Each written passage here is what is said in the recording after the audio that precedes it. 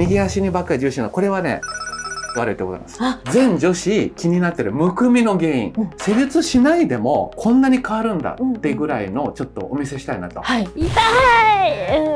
自分で自分のリンパを流せるんです。こうやって歩けば歩くほどむくみが取れますから、指一本でボキボキしないでちょっと整えてみますね。はい、気持ちいい感じになりました。はい、今日のゲストは牧美久さんです。お願いします。よろしくお願いします。画面が映えてる。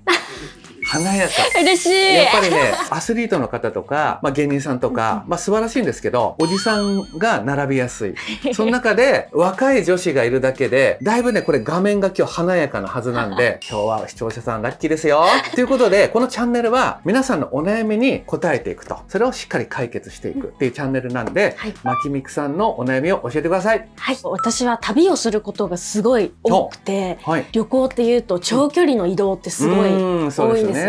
特に飛行機なんですけど、狭いところでずっと同じ姿勢でいるともう本当に足がパンパンにむくんじゃうっていうのがすごい悩みで、飛行機でまず足がむくむってことですね。あとは何かあります？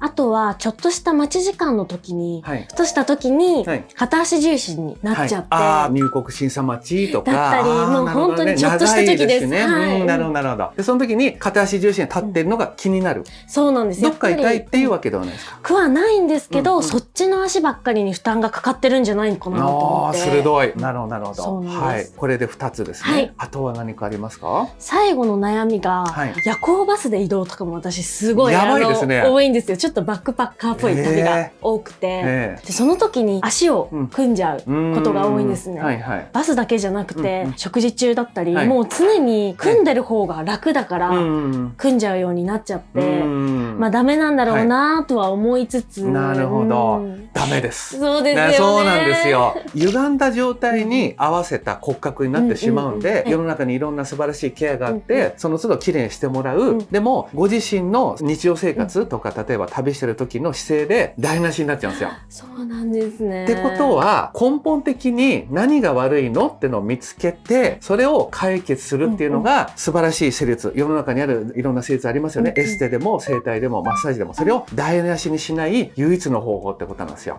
なので今日は何が悪いかをちょっと検証していって、それを解決していきましょう。まずお話を聞いてて思ったんですけど、全部足首が基本的に悪いんですよ。そうなんですか？はい。心当たりあります？足首はない。あ、そうですか。あんまりないです。多分これ注目してる先生もあんまりいないし、アプローチする先生もあんまりいらっしゃらないんで、放置されてます。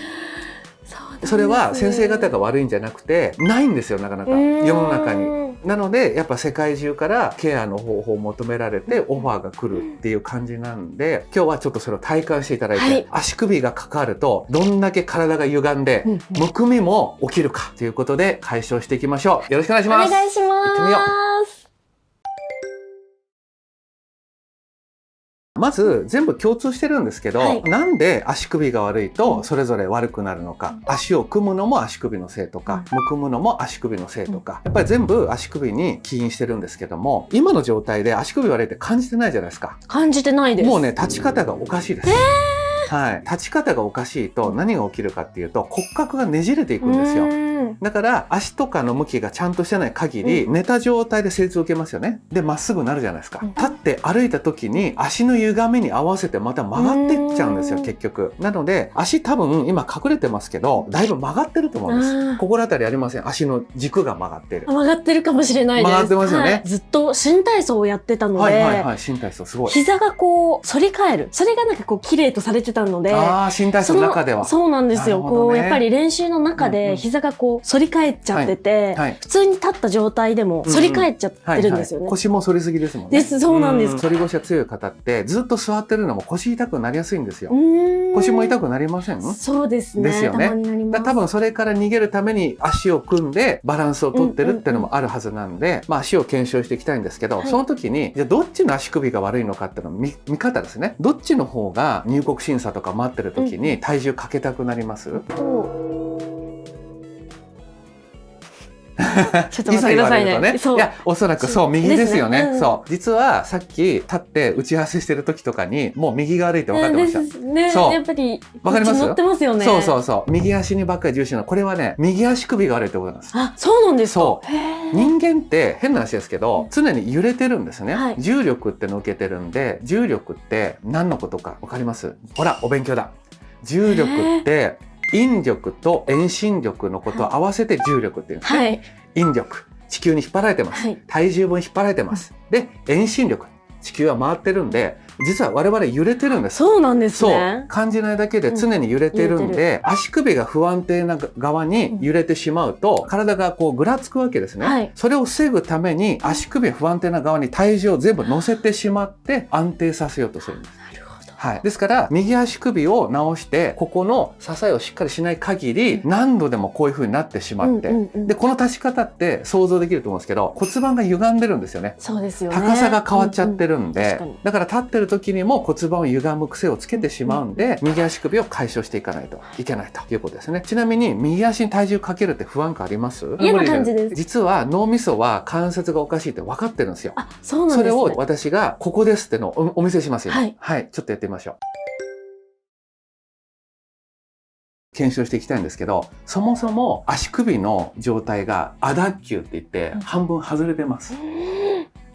気づかないですよね。はい。どこかっていうと、ここの骨がこれ前に出てるんですよ。これ嫌な感じしません？しますします。この骨が前に出ると何が起きるかっていうと、足のこの軸、O 脚とか X 脚ってあるじゃないですか。ここが全部決めてるんですよ。これが前に出る人ってどういう状態になるかっていうと、こうなるんですね。膝どっち行きましたかね？こっちですよね。これ X 脚ですよね。だから牧美さんは X 脚がきついはずなんです。逆にこの骨がこっち側からずれるとどうなるかっていうと、こうなるんですね。これ何脚ですか？ O 脚。そういうことなんです。これがほら全部決めてるんです。ほら。逆にこれが正常な状態ですね。はい。じゃあガニ股にゆっくりしようとしてみてください。ほら。そうできないでしょ。足首が正常だと X 脚も O 脚も慣れないんですよ。その足の軸が気になりますっていう人は足首から見ていかないといけないし、これがむくみとか骨盤が歪むとか、そういうのの全部の理由なんですね。そもそもなんで足を組みたくなるか。同じ方向ばっかり組みたくなりません？なります。どういう感じですか？ちょっと実際やってください。私は地に組みたくなっちゃう。こっちですよね。こっちです。骨盤ありますよね。これまっすぐな状態。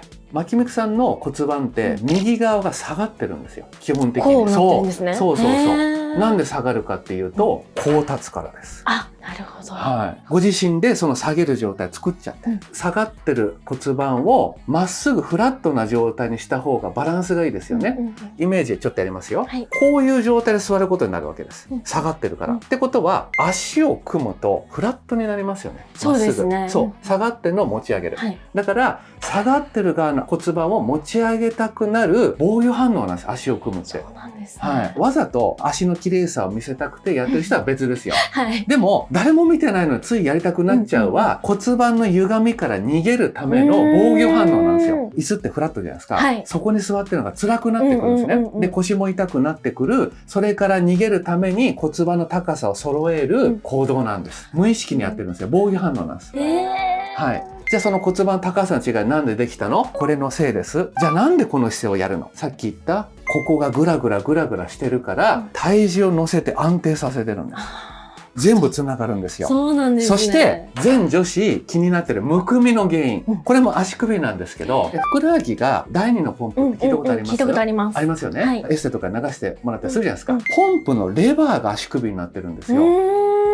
つまりこれをガコってこのレバーを引いてジャーって流れるっていう仕組みになってるんで、足首が悪い人って水分が流れないんです。そうなんですね。だからすぐむくむんですよ。なので足首がちゃんと動いてる人ってのは歩くと勝手に水分が流れてむくまなくなるんですね。足首が動かない人はいくら歩いても水分が上に流れていかないんでむくみっぱなしになっちゃう。なるほど。だから全部足首にたどり着くんです。結局お悩みの解決って。戻るとこの骨がまず外れてるんですね。ここの骨。前側。違和感ありますよね。じゃあちょっといい方と比べてみましょうか。ないんですよ。ほら。ないですよね。違和感ない。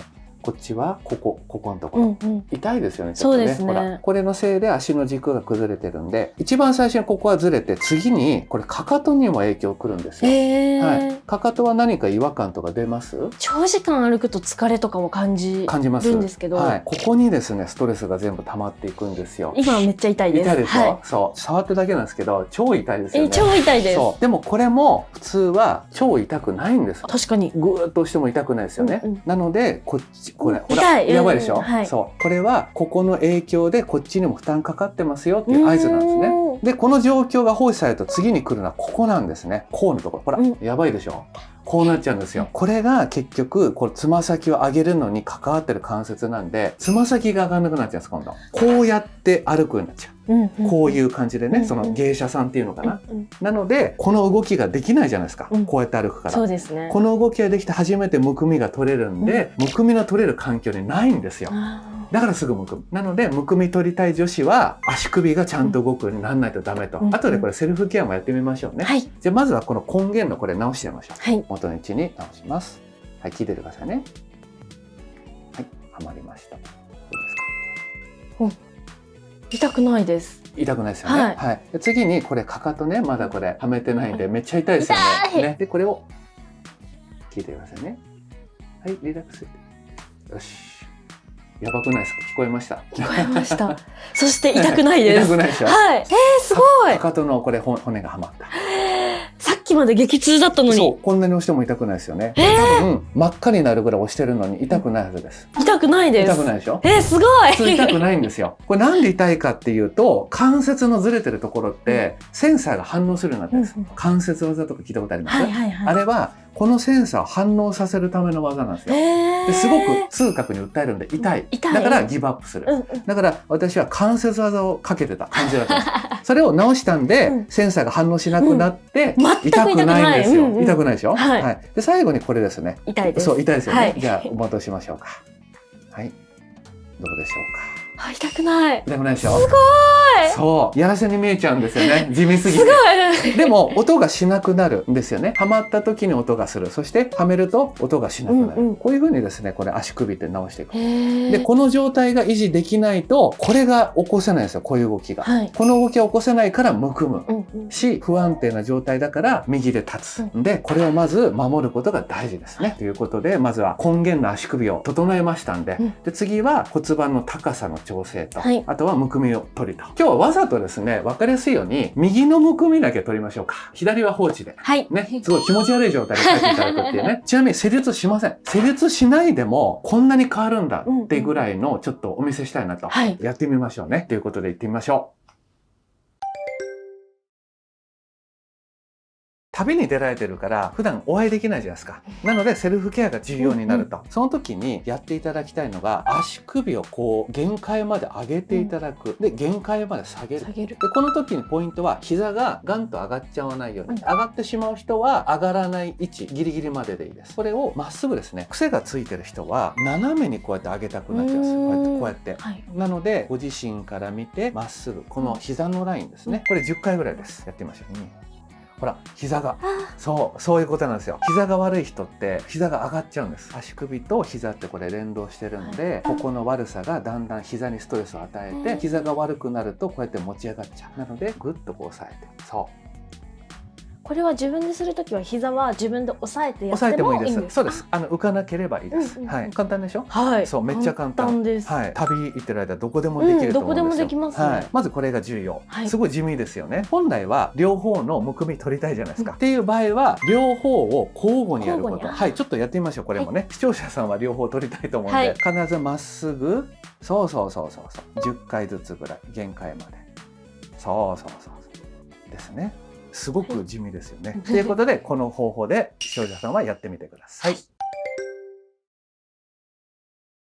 むくむのは基本的にすね側じゃなくて、ふくらはぎ側なんですよね。だからふくらはぎをいかに正常な状態に保つかっていうのがむくみ取りのポイントなんですよ。その時に、今足首良くなってるじゃないですか。次に考えないといけないのは膝裏がすごく重要で、このリンパが流れる時に一回中継地点を挟むんですね。それが膝裏なんですよ。膝裏が何らかのトラブル起きてて固まったりしてると、ここでリンパの流れ、水分の流れがせき止められちゃってダムみたいに、なので上に帰れないですね。そうなんですね。だからむくみっぱなしになっちゃう。そしてそのチェックとして多分いろんなところで受けて嫌だと思うんですけど、めちゃめちゃ痛いんですよ。今いい家がね。痛い。この美女の苦しむ顔っていうのはね、それだけいいですよね。でこれごめんなさいね。じゃあセルフケアのポイントです。ただ単にこういうふうに曲げるだけでもいいんですけど、できればこういうふうにタオルとか丸めたタオルとかですね、あるいはこのちょっと空いてる、こういうなんか容器とかがあると余計です。これを挟んだ状態でクックックで、これがこうポロンと落ちないようにご自身でこうクックとお尻の方に曲げてみてください。5回ぐらい。ここそう結構難しいですよね。難しい。そう。でもしくはこのタオルでもいいです。タオルの方が簡単かな。タオルやってみましょう。はい。そうグッグッ丸めたね。改めてじゃあ膝裏触ってみますね。どうなるかっていうと、ほら、わかります？全く痛くないです。痛くないでしょ。自分で自分のリンパを流せるんです。こうやって。こんな簡単な。さっき足首をやったのはこのポンプのレバーですよね。ここでジャーって流すんで、おトイレとかもそうですね。レバー引かないと流れませんよね。あのレバーが足首なんで、レバーは修理しましたと。ところがそもそもここが排水管が詰まってるんで、排水管の汚れを取らないといけませんと。その汚れを取るセルフケアがこれでできるんですよ。全然痛くも痒くもない。ほら。だから何だったら私いらない今日。そう会えない人はこれでやっててねっていうすごく有益なね動画ですよね。全然痛くないでしょ。すごい、すごすぎる。嘘みたいです。これはね、私はそうじゃなくて牧美さんのだから私の手間はいらない。もう一つ言うなら、例えば旅の仲間とかがいらっしゃったら、この状態に牧美さんうつ伏せになっていただいたら、ここで井戸のこうキュッキュって、井戸って若い人イメージ湧かないかな。わかりますわかります。キュッキュってこうやってやるとさらにここが流れます。この一押しでジャーキュッジャーっていうイメージ。むくみを取るにはいかに足首を正常に動かすかっていうのが重大なポイントなんですね。知らなかったです。むくみの状況をチェックするときに新しいちょっと不具合を見つけたんで、ここがですね癒着を起こして引っかかっちゃってる。前の筋肉とくっついてる。ちょっとこれ左触りますね。これ左どうですか？あんまりないですよね。右のこれ。痛いです。これがあると結局はここの筋肉で押されてまたこれ流れなくなっちゃう。これリンパ節だけじゃなくてこれが固まってくっついちゃってるとこれが流れなくなるんで、ちょっとこれだけ取りますね。これはねセルフケアでなかなか取るの難しくて、足首がうまく使えるようになると勝手に取れるんですけど、今はまだちょっと訓練ができてない状態なんで、今日は私が取っちゃいますね。これ覚えておいてください。これをこうします。どうですか？今は痛くないです。痛くないですね。今で取っちゃいました。で次に牧美さんはここがくっついてるこれ。痛い。痛いでしょ。痛いです。ね、ちょっとしか触ってないです。でも癒着してるところってめちゃくちゃ痛いんですよ。こういう筋肉がちゃんと正常に動いてないから余計にポンプ機能が落ちちゃうんですね。でこれを取りますよ。痛いですよね。これをこうします。取れました。どうですか？痛くないです。いい顔してます？いい顔してますよね。一瞬で違いますよね。全然違いますね。急所をちゃんと捉えてると派手な動きもいらないんですよね。一瞬でこうやって取れてしまう。これプニプニですよね。むくむような環境を全部取ったんで比べてみましょう。というわけでビフォーアフターで変化が皆さん分かると思います。ほんのちょっとだけ手を加えたこの癒着の取り方なんですけど、実はご自身でも取れるんですよ、牧美さん。今私触ってゴリゴリしてたじゃないですか、ゴリゴリしてるところをご自身の指4本で捉えたら、これを揺らすんですね、そこを掴んで、そうすると勝手にペロンで取れます。そんな簡単に取れるんですか？結構簡単です。大事なのはおかしくなってるところを捉えてるかどうかなんで、捉えてるとただ揺らすだけでも実は取れちゃうんですよ。そうなんですね。なので旅でなんかむくんできたな、足が張ってきたなってなったら、必ずこの癒着がまたできてますから、この癒着をご自身でこういう風に動かしてセルフケアして取るとむくんでない状態が、歩けば歩くほどむくみが取れますから。そう、ちゃんと流れるようになってるから。嬉しい。はい、ですよね。これでぜひ対策してみてください。次に骨盤の高さが違うから足を組んでしまうってとこですよね。今足首直したんで右足ばっかり立つ癖ってのは自然に解消されていきます。で、むくみの原因も取りました。最後に骨盤の高さです。やってみましょう。じゃあ骨盤の高さをチェックする上でまず重要なのが腰の周りから先見ないといけないですね。ちょっとチェックさせてくださいね。やばい。お尻のとこに座骨っていうところがあるんですけど、模型で見せちゃおうかな。基本的にはこの座骨というところで人間座るんですけど、まきみくさんはここに疲労が溜まりすぎて、お尻の筋肉とこのハムストリングス、これがベタってくっついちゃって、普段触れない骨が表面で触れるようになってます、これ。この状態だと、あるあるかもしれないですけど、ずっと座ってるとお尻痛くなりません？なります。なりますよね。それがね、だんだん速くなってきちゃうんです。なぜかというと、ここでくさびが打たれてる形になってお尻の柔軟性がなくなっちゃうんですよ。ですのでここでギュッとされてるやつをポンって取ってあげないとプニプニのお尻にならなくて、カチカチのお尻で座るからカチカチのシートと喧嘩みたいになってすぐ痛くなっちゃうってことなんですね。なので腰が大丈夫でもお尻痛くなっちゃうと座ってるのきついんで、夜行バスとかね、なのでそれも解消しましょう。はい、お願いします。はい、視聴者さんもですね、ご自身のお尻とこの太ももの境目触れると思うんで、これをご自身の手でこう触ってほしいんです。まきみくさんも多分届くんですよ。ちょっと触ってみましょうか。届きます。そう、これ届きますよね。なんかありません？骨ですよね。そう、これ座骨って言うんですけど、触れないんですよ、この体勢だと本当は。こっちも触ってみてください。あるの分かります？分かります。触れますよね。触れるのが普通だと思うじゃないですか。異常なんです。しっかり触れてます。そう、やばいでしょ。そう、両方とも異常が起きてる。この状態からまず解決しないと腰は後回しなんですよ。なんでかっていうと、腰痛って悩む人多いじゃないですか。腰痛の出る環境を作ってるのは何かっていうのから考えていかないと、結局その時腰痛解消しても環境が変わってないからまたなるんですよ。その一つがこれです。これ、この骨が触れちゃうこと。で、これ取りましょうね。これオイル入れてくださいね。これ肘でね、こうする。どうでしょうか。痛みはなくなりました。今、骨触れてますか？触ってみてもいいですか？どうぞ。どっか行っちゃってるから。確かにないでしょ。もこっとしてたのが触れないんですよ、本当は。で、こっちはまだ取ってないんで、ここで触れますよね。これ取りますよ。これこうします。これ分かりますかね？触れないの分かります。さっきはお尻プラス硬いものみたいな感じで、これでちゃんとお尻になってる。右の方がやっぱり圧倒的ひどいです。そうなんですね。やっぱりこういう風な骨盤になってるから、普通に座ってるだけでもこっちばっかり当たりやすいんですよね。で、当たってるところがやっぱこうやってグッと筋肉が縮こまって塊になって伸び縮みが邪魔されると、そういうことが起きやすいですね。次に腰に移っていきます。仙腸関節、これは曲がってる。これ痛くないですか？痛いです。これ理屈は同じで、さっき異常が起きてるところ痛かったじゃないですか。これも異常が起きてるってことなんですよ。そうなんですね。こっち側に曲がってるこうやって。これをちょっとですね、じゃあ動かしていきますね。まきみくさんもこういう整体の先生とお願いするとき、ここってボキボキってやります。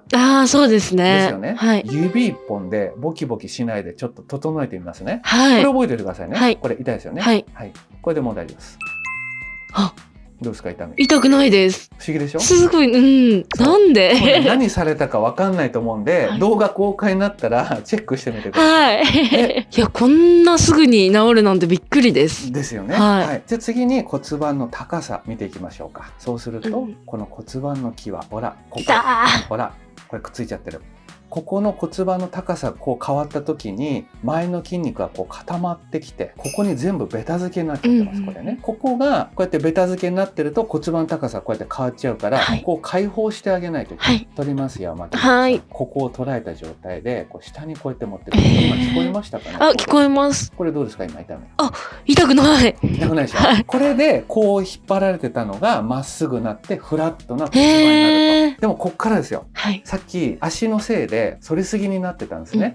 仕組みの問題で O 脚になればなるほど骨盤は後ろに倒れて、X 脚になればなるほど骨盤って前に倒れるようになってて、反り腰がきつすぎるんでヘルニアとかになっちゃうといけませんから、右がこう引っ張られるんで左はここが曲がってバランスを取るの。これ痛いでしょ。痛いです。長距離の座ってる時間がね長い状況だとここにダメージが蓄積してヘルニアになっちゃうといけないので、元に戻しましょうね。痛いですよね。でこれもボキボキしないでいきましょうか。一瞬ですよ。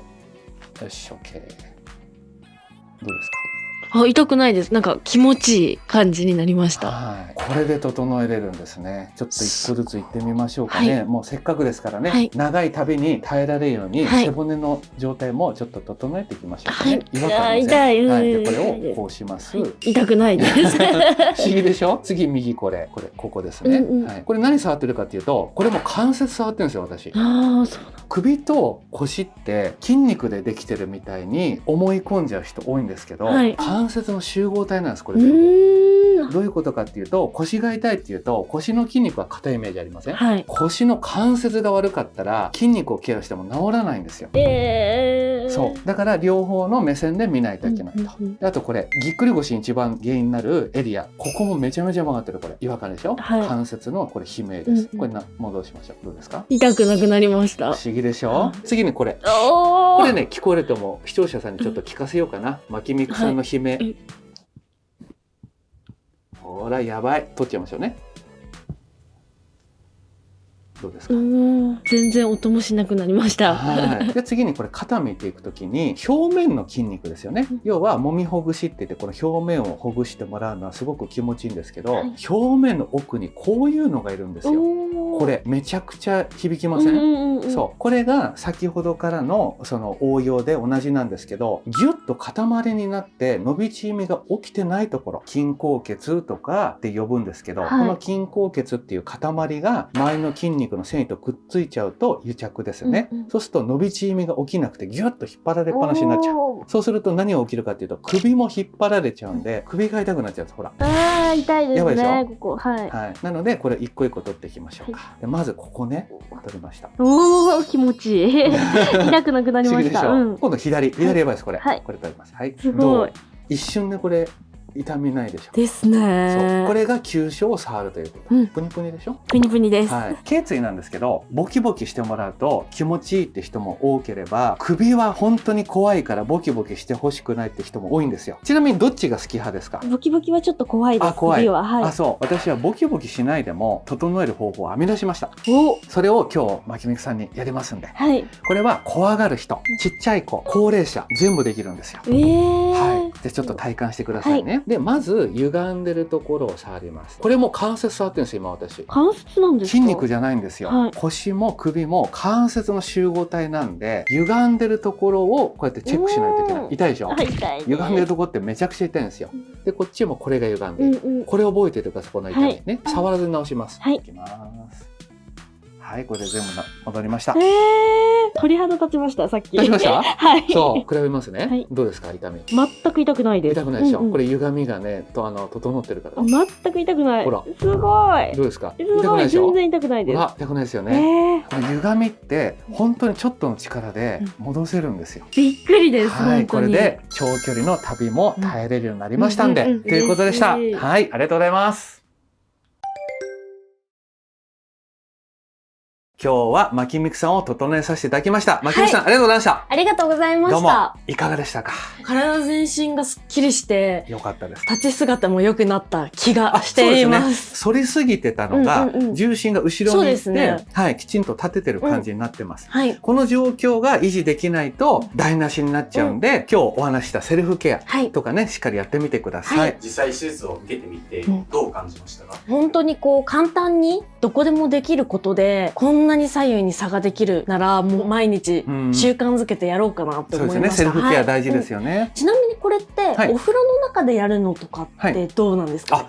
すごくいい質問で、お風呂の中って基本的に柔らかくなるんですよ。ですから足をちょっと伸ばしてできるようなスペースがあればより効果高いです。普通のお部屋でするよりもお風呂に使ってる時に使ってる時、もしくは温まった状態維持できてるお風呂上がりにすぐやるとより効果が高いです。すごい質問。ありがとうございます。女子の目線ですね、さすが。そしたら寝る前とかお風呂の中でケアするのがすごいいいということですね。とてもいいと思います。はい。女性インフルエンサーさんとして活躍してらっしゃると思うんですけども、どんな方に受けてもらいたいとか、そういうのとかありますか？体の疲れてる方に受けてほしいなっていうのがあって、人を選ばずですけど、デスクワークで常に椅子に座ってる方だったりとか、私みたいにねかなり旅行が多いっていう方はいないかもしれないんですけど、出張が多くて新幹線だったり飛行機によく乗る方っていう方にも本当にぴったりな施術じゃないかなと思いました。女性インフルエンサーさんだったら美容ってのはやっぱ気になるじゃないですか、はい、例えば小顔系だったり、体のラインきれいにするとか、今日名言1個言いますね。美しくなることと痛みを取ることって同じなんです。これ名言ですよ。テスト出ますからね、はい、メモしていただいて、はい、なので痛みを取りながら結果的に綺麗になる、綺麗になりつつ結果的に痛みが取れる、これが目指すところなんですよ、どっちも手に入ったらよくないですか？一石二鳥ですね。でしょ、はい、ね、そうだから女性インフルエンサーさんはぜひ受けていただければなと思っております。本日はありがとうございました。ありがとうございました。それではまた。ありがとう。そう、これそう膝が悪いとここにこれを立ってる時気にしますよね。じゃこれをこうすると、これとすごいくすぐったくもないですよね。角田先生、先日は施術していただいてありがとうございました。あれからすごい足が軽くなって、夜いつも足が結構だる重でむくみも気になってたんですけど、すごい軽減されて、むくみも前よりも減りましたし、何よりだる重感がすごい少なくなって嬉しいです。教えていただいたストレッチもお風呂の中で毎日やっています。ありがとうございました。このチャンネルではアスリートをはじめとした様々な方の体の不調を間接に着目して見ていきます。あの人も施術してほしい、こんな人を施術してほしいっていうのがありましたら、ぜひコメント欄で教えてください。いいね、チャンネル登録大変励みになりますので、ぜひともよろしくお願いします。